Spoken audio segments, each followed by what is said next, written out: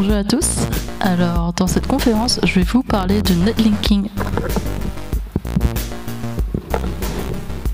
Je vais vous parler de netlinking international, de mots-clés intentionnistes et comment choisir ces mots-clés pour faire des encres de texte pertinents. Je vais également parler de langues asiatiques comparées aux langues européennes et prendre quelques exemples de marketing digital SEO à l'international. Donc déjà pour me présenter, moi je suis Véronique Jung, je suis parisienne d'origine cantonaise et cambodgienne et je parle au quotidien 4 langues, le cantonais, très parlé à Hong Kong, Macao, le mandarin qui est la langue officielle de la Chine et le français anglais bien évidemment.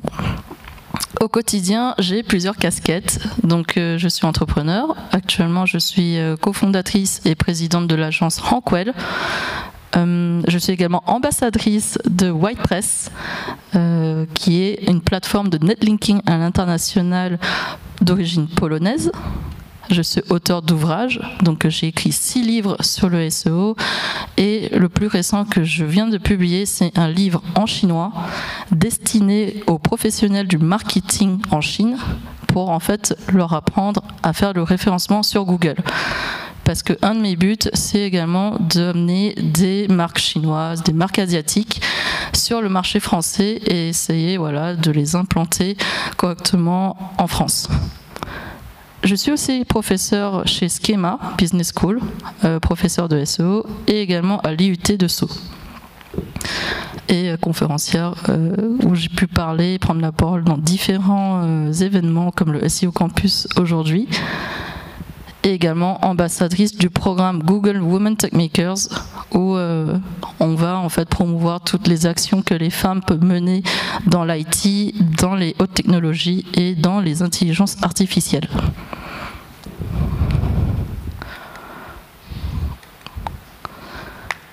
Alors, comment réussir son netlinking international grâce aux mots-clés intentionnistes en termes d'encre de texte?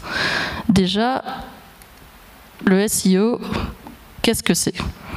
Aujourd'hui, pour moi, le SEO, ce n'est pas juste se classer, bien se positionner dans Google ou dans Baidu ou un autre moteur de recherche.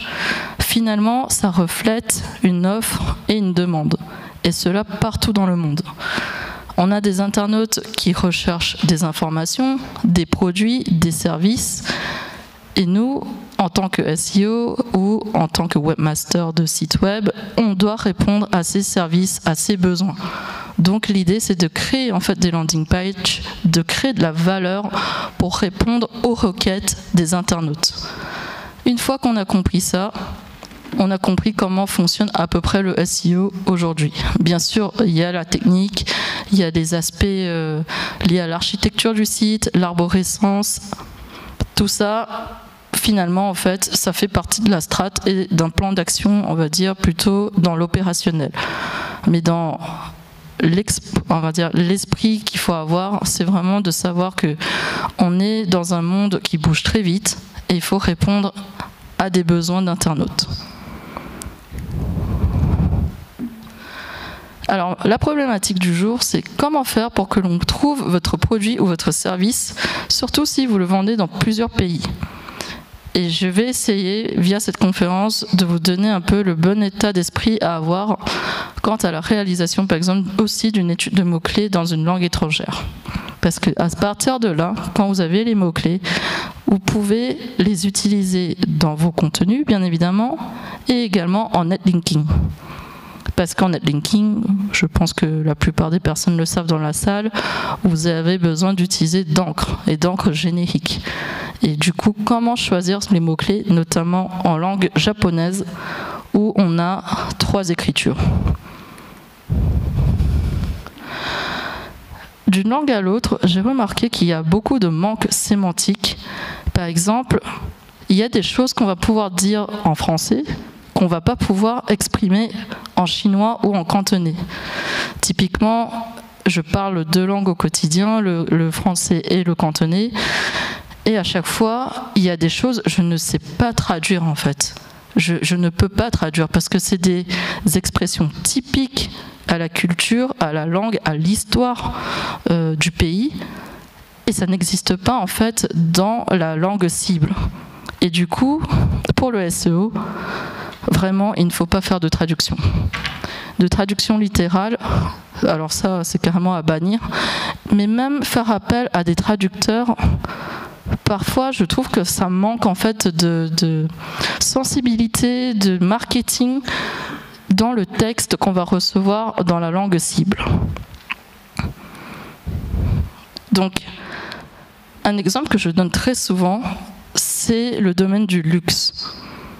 En français, en anglais, on a les mots-clés montre de luxe, luxury watch, hôtel de luxe, mais ce signifiant luxe n'existe pas en chinois.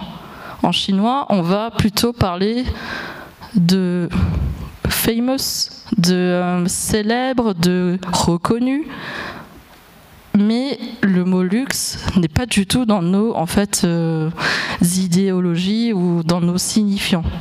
Donc il faut trouver un signifiant qui a le même signifié, c'est-à-dire qui a le même sens, la même sémantique. Donc, comme je vous disais, certains mots qui vont exister en français ou en cantonais, c'est impossible de traduire. Et on est souvent obligé de trouver des équivalents ou carrément de faire des emprunts ou faire des anglicismes, comme on a beaucoup en français. Par exemple, marketing, finalement, c'est un anglicisme. C'est mercatique en français. Mais ça ne se dit pas comme ça, parce que sémantiquement, et même la façon de le taper, de faire les recherches sur Google, on ne le fait pas comme ça. Donc, il faut trouver des équivalents et comment combler ces gaps sémantiques. Et on est en fait un peu obligé de fonctionner comme ça en SEO et d'avoir cette sensibilité pour réussir en SEO à l'international. Récemment, j'ai pu voyager un peu partout dans le monde, à Dubaï, à Bucarest, à Budapest, grâce notamment aussi au SEO Vibes de WordPress. Et je me suis rendu compte que la façon d'exprimer même certaines idéologies qu'on a en français ne sont pas du tout, en fait, culturellement parlant, adaptées dans les autres langues. Donc il faut toujours trouver des équivalents, sinon on ne va pas pouvoir, en fait, toucher le consommateur final et le visiteur final. Alors, j'ai un cas typique lié aussi au japonais. Et j'ai notamment travaillé sur le cas de Van Cleef & Arpels, la marque de luxe dans tout ce qui est haute joaillerie. Le problème que j'ai rencontré, c'était lié vraiment au japonais. Le japonais s'écrit en 3 écritures: l'hiragana, le katakana et le kanji. Et je peux vous dire que les langues asiatiques, c'est assez difficile à manipuler parce que, en termes de segmentation, je pense peut-être que vous le savez, ça s'écrit sans espace. Donc, pour pouvoir délimiter un mot à chaque fois, et sachant qu'en plus, les langues asiatiques, souvent un caractère est composé de 3 octets, alors qu'une lettre latine, c'est 1 octet. Donc déjà, il y a cette différence. Et le fait qu'il y a un problème de segmentation, de mots, il y a des outils, en fait, aujourd'hui, on va dire sur le marché européen, même occidental, qui n'est pas forcément adapté pour travailler sur les langues asiatiques. Donc, c'est vrai qu'il m'arrive de faire un petit peu des outils maison, notamment en Python ou en Perl, pour travailler sur tout ce qui est segmentation et bien travailler mes corpus de mots-clés. Alors, un exemple qui m'a complètement frappé, c'était le mot watch, montre. En katakana, ça se dit wachi, watch, c'est de la romanisation clairement du mot-clé, du mot anglais watch. Et en japonais, on a en fait un équivalent, un synonyme en kanji, le tokei pour dire le temps, le mot montre. Et en fait, sur le site de Cartier, par exemple, ou Tiffany, le concurrent de Van Cleef & Arpels, dans le menu, dans les textes, dans les contenus, ils utilisaient Tokei, celui qui a 52 000 recherches par mois au Japon. Alors que Van Cleef & Arpels utilisait partout la version en katakana qui ne fait que 1400 recherches par mois. De là, il y avait un vrai souci. Et ils m'ont révélé en fait qu'ils ont fait de la traduction littérale de leur site, et ce qui fait que tout le SEO, toute la stratégie de base est un peu erronée. C'est-à-dire qu'au lieu de proposer des mots-clés, enfin d'avoir des mots-clés hyper recherchés qui drivent du trafic, ils sont partis sur en fait une direction où c'était de la romanisation. Et là, on n'avait pas du tout en fait le trafic estimé, ou alors ils se sont carrément privés de ce trafic qu'on pouvait avoir avec Tokay. Et souvent, on me pose la question. Alors, dans ce cas, comment on fait ? Pour moi, par exemple, pour les meta tags, pour les H1 et tout, je mettrais Tokay, la version en kanji, dans les zones stratégiques de la page. Tout ce qui est romanisation, bien évidemment, c'est dans leur langue. Ça s'écrit en 3 écritures. Tout ce qui est en romanisation, ça sera directement dans le corps du texte, dans les endroits, on va dire, un peu moins stratégiques. Mais tout ce qui est vraiment très recherché, il faut que ça se retrouve dans les meta tags et notamment dans les encres de texte aussi pour le netlinking. C'est primordial. Et justement, parlant d'encre de texte, on va se focaliser sur les mots-clés les plus recherchés et les plus intentionnistes.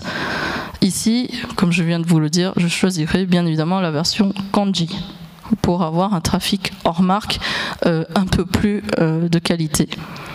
Surtout pourquoi ? Parce que les marques de luxe, souvent, ils veulent pas utiliser des mots un peu bruts, un peu,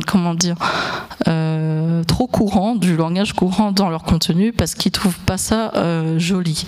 J'ai eu le cas de Hermès Chine, qui voulait pas utiliser des mots-clés comme foulard, comme montre, parce qu'ils trouvaient ça pas beau. Donc il fallait trouver des équivalents, même en français c'était déjà difficile, des équivalents comme garde-temps, comme le carré, les souliers au lieu des chaussures. Enfin, vous voyez un petit peu l'idée. Donc c'est vrai que dans chaque domaine, il y a des spécificités. Et comme je travaille beaucoup avec des marques de luxe, il y a aussi le problème de la terminologie et du wording à prendre en compte. En plus du côté SEO avec des mots-clés intentionnistes. Et tout ça pour dire que justement, grâce au netlinking, je peux utiliser des mots-clés plus génériques en termes de contenu. Donc pour moi, lorsque vous faites du SEO à l'international, il faut essayer le plus possible de penser from scratch, comme si vous partez de zéro, d'une nouvelle langue, et que vous vous imprégnez de la culture de cette langue en discutant avec des natifs, en interviewant des experts de ce domaine. C'est que comme ça que vous pouvez être complètement imprégné de l'industrie et de déployer une stratégie pertinente. Et j'ai envie de vous partager quelques outils pour le SEO à l'international. Donc moi personnellement j'utilise énormément WordPress pour tout ce qui est recherche de backlinks, parce que c'est une plateforme de netlinking international, comme je vous disais tout à l'heure, d'origine de la Pologne, mais ils sont sur 30 marchés, même un peu plus maintenant il me semble, plus de 30 marchés, et on a en fait cette centralisation où on peut travailler à la fois sur le marché français, sur le marché anglais, sur le marché espagnol, etc. Et aujourd'hui, ils sont là, ils ont un stand, ils sont venus expressément de Pologne pour cet événement. Donc je vous inviterai à aller les voir si vous avez besoin d'une démo et que vous comprendrez pourquoi, à quel point j'apprécie cet outil, en tout cas pour ma gestion de netlinking et même de contenu à l'international. Et je vous disais tout à l'heure que les outils occidentaux ne fonctionnent pas très bien pour les mots-clés et les langues asiatiques. Donc aujourd'hui, au lieu d'utiliser SEMrush, tous les outils un peu connus comme ça pour la partie analytics, de suivi de mots-clés, j'utilise Dragon Metrics, qui est spécialisé sur les moteurs asiatiques, notamment Baidu, Naver, Yandex aussi, et Yahoo Japan. Et bien évidemment, lorsque je fais du référencement Baidu, je vais me focaliser sur leurs outils à eux. Ils ont tous les équivalents de Google. Ils ont l'équivalent de Google Trends, l'équivalent de Google Search Console, qui est Baidu. Pingtai, c'est tout ce qui est Search Console, Webmaster Tools. Ça permet de suivre la santé du site comme on peut le faire avec Google Search Console. Et Naver Data Lab, qui est l'équivalent de Google Keyword Planner, Google Trends. Donc Naver Data Lab aussi, très très efficace pour en tout cas trouver tous les mots-clés de tendance autour d'une industrie. Et il y a également l'équivalent de Google Search Console qui existe chez Naver, c'est Naver Webmaster Tools. Et chez Naver, j'ai quelques éléments à vous préciser. C'est un moteur de recherche très communautaire, social. Ça ne fonctionne pas du tout comme on peut l'imaginer sur Google. On va plutôt être sur la partie communauté, donc beaucoup sur les forums, notamment les cafés Naver. Peut-être que vous avez entendu parler de ça.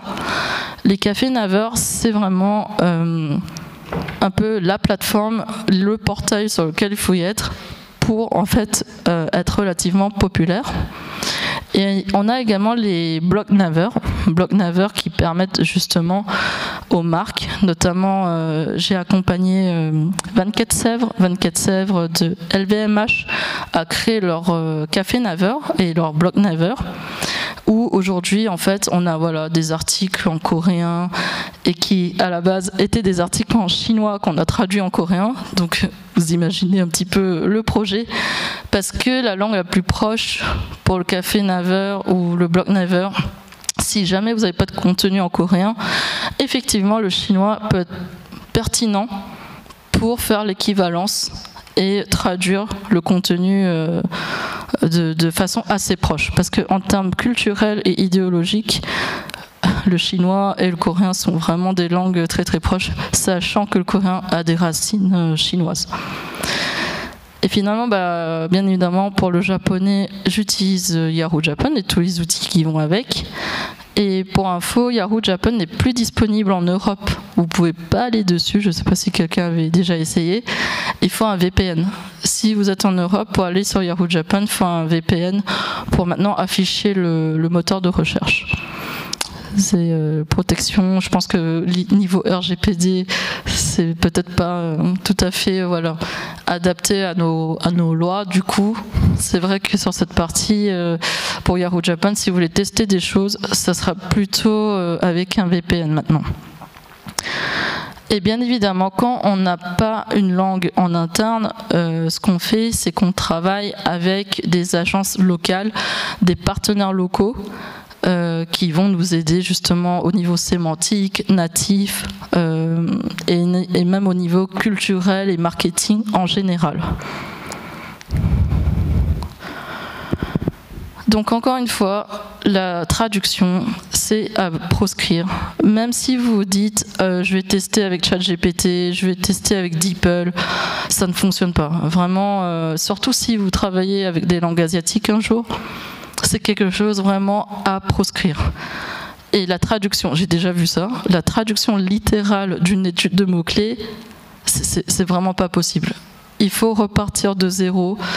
Faites-vous accompagner d'un natif. Franchement, ça coûte pas grand-chose. Vous prenez quelqu'un en freelance, un traducteur, un rédacteur, peu importe, et lui, il va vous fournir la sémantique qu'il faut, fournir un brainstorming de mots-clés qu'il faut, et vous, en tant que SEO, vous allez faire en fait la recherche des mots-clés pour voir s'il y a suffisamment de trafic. Est-ce que le brainstorming de mots-clés que vous avez fait vaut le coup de sélectionner tel ou tel terme par la suite pour votre campagne SEO. Là, je parle vraiment du SEO, mais c'est vrai que ces mots-clés-là peuvent aussi vous servir pour vos campagnes SEA. Donc, si vous voulez faire sérieusement le SEO multilingue et que chaque pays que vous ouvrez, chaque marché sur lequel vous voulez aller, c'est vraiment sérieux pour vous, vous devez investir. Vous devez investir sur les personnes natives et également sur les outils. Donc là, petite photo aussi pour montrer que le marketing, c'est pas que le SEO, c'est même aussi le contenu visuel, tout. D'un pays à un autre, on est obligé d'adapter complètement notre manière de penser, notre manière de faire le marketing. Par exemple, en Europe, on peut avoir des mannequins relativement dénudés, mais par exemple en Arabie Saoudite ou à Dubaï, tout ça, dans les pays arabes, c'est pas possible. Les femmes doivent être couvertes. Et ça, ce sont des détails qu'il faut absolument adapter. Je pense notamment aussi aux devises. Combien de fois sur des sites e-commerce, j'ai vu, par exemple un site chinois, je vois en euros ou en dollars. C'est pas bon. Ces détails-là, ils vont en fait compromettre votre sérieux vis-à-vis du consommateur et surtout la confiance, surtout pour les marchés asiatiques où la confiance, le guanxi, le relationnel est hyper important. Si dès la première impression c'est cassé, là vous allez avoir du mal à refaire venir le consommateur parce que il va se dire c'est pas du local, ils sont pas vraiment adaptés à nos besoins, donc on va pas acheter chez eux. Donc tout ça, il faut bien le penser, il faut étudier, et pour lancer une campagne sur le référencement, par exemple Baidu, dites-vous qu'il faut quand même 3 à 6 mois de préparation. Je parle de préparation parce qu'il y a beaucoup de démarches administratives. Notamment par exemple pour obtenir la licence ICP, pour obtenir l'icône BAO, toutes ces icônes même de sites officiels, ce sont des démarches administratives à faire, que la société doit faire. Donc chez Naver, il y a également la même chose. Vous devez en fait vous adapter au fait qu'ils utilisent des outils comme Line, KakaoTalk, et également il y a des espèces d'icônes de vérification, de validation, et qui demandent aussi des démarches administratives. Là, je ne vais pas avoir le temps dans cette conférence de vous en parler, mais sans ces icônes, certes, le site peut se référencer, c'est pas un problème, mais en termes d'image et de réputation, surtout pour la Chine, on peut se dire, est-ce que le site est vraiment officiel? Est-ce que c'est vraiment sérieux? Parce qu'en Asie, je pense que vous le savez tous, il y a aussi ce problème de contrefaçon, où on peut vendre un peu tout et n'importe quoi, et mettre juste, c'est un dupe de. Donc, il y a aussi ces aspects de légal, clairement, à prendre en compte quand on va sur d'autres marchés que le nôtre. Donc j'ai déjà finalisé ma conférence. Donc c'est la question mug. En combien d'écritures est-ce que s'écrit le japonais? Monsieur. Oui. Bravo. Petit mug.